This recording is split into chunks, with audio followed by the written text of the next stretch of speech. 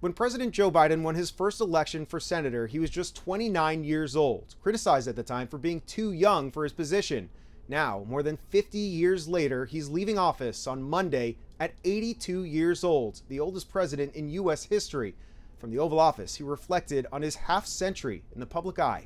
Like America, the Statue of Liberty is not standing still.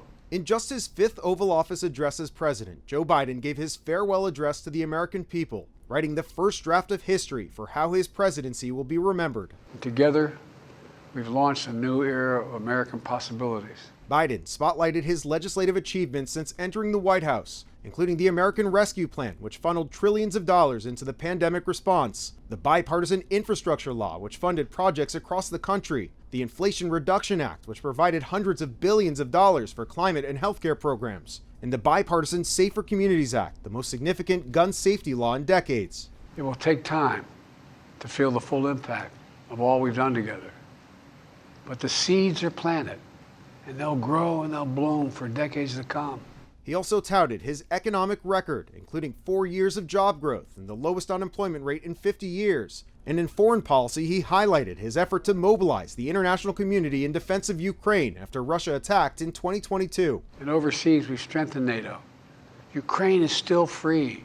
And yet, Biden's term will also be remembered for notable challenges, including sky-high inflation, a surge of migrants on the southern border, and the chaotic withdrawal from Afghanistan. If we finally beat Medicare. And perhaps more than anything else, he may also be remembered for how his career ended. After a disastrous debate performance in June, Biden ended his re-election campaign and endorsed his vice president, Kamala Harris, to succeed him. But in the end, she lost to Donald Trump, who is now threatening to dismantle many of Biden's policies. Today, an oligarchy is taking shape in America of extreme wealth, power, and influence that literally threatens our entire democracy.